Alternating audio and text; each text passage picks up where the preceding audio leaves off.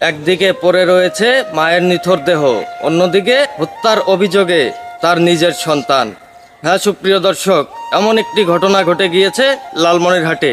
অমানবিক এক ঘটনায় স্তব্ধ লালমনিরহাট। নিজ জন্মদাতা মাকে হত্যা করেছে তার একমাত্র সন্তান। হ্যাঁ সুপ্রিয় দর্শক, ঠিকই শুনেছেন, এমন একটি ঘটনা ঘটেছে লালমনিরহাট সদর উপজেলার বড়বাড়ি ইউনিয়নের পালপাড়া গ্রামে।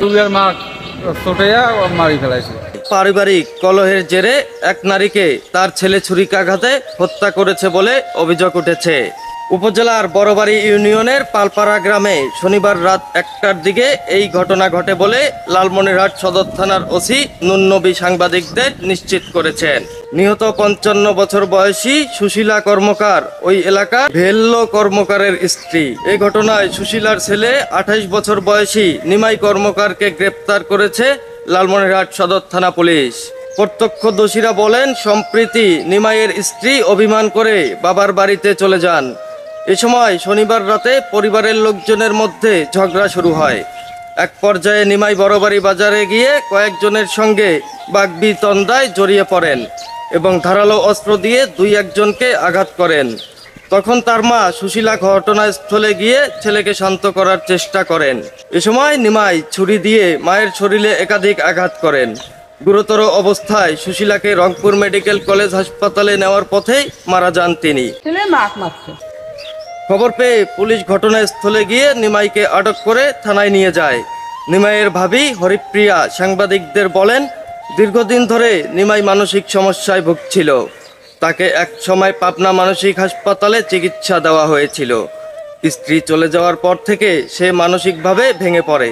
সরজমিনে এক প্রতিবেশী বলেন, নিমাই বাজারে গিয়ে কয়েকজনকে কোপানোর পর তার মা গিয়ে শান্ত করতে চেয়েছিলেন। তখনই সে মায়ের উপর ছুরি চালায়। এমন নির্মম ঘটনা তারা কল্পনাও করেননি। এই বিষয়ে সাংবাদিকদের এক প্রশ্নের জবাবে লালমনিরহাট সদর থানার ভারপ্রাপ্ত কর্মকর্তা ওসি নুরুন্নবী বলেন, ঘটনার পরপরই নিমাইকে গ্রেপ্তার করা হয়েছে। পারিবারিকভাবে জানা গিয়েছে সে মানসিক রোগে ভুগছিল। বিষয়টি যাচাই করা হচ্ছে। আমাকে তো ঘাড়ত ডাঙাইছে, ডাঙায় ফেলে দিছে। যে মায়ের স্নেহে বড় হয়েছে সন্তান, সে মায়ের জীবনেই কেড়ে নিল সে।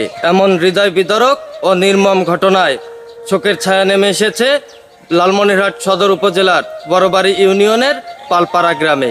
দর্শক, এতক্ষণ আপনাদের সাথে সরাসরি যুক্ত ছিলাম খবর লালমনিরহাট অনলাইনে। আমি আনিসুল ইসলাম রাজীব। এখনকার মতো বিদায় নিচ্ছি।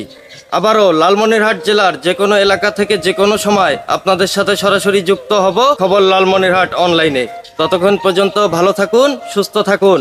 লালমনিরহাট জেলার সর্বশেষ প্রধান আপডেট সংবাদগুলো সবার আগে জানতে লাইক, কমেন্ট, শেয়ার, ফলো এবং সাবস্ক্রাইব করে খবর লালমনিরহাট অনলাইনের সাথে সংযুক্ত থাকুন। ভিউয়ার্স, আমাদের খবর লালমনিরহাট অনলাইন ইউটিউবে দেখতে ব্রাউজ করুন youtube/খবর লালমনিরহাট অনলাইন 9.3। রাজীব, খবর লালমনিরহাট।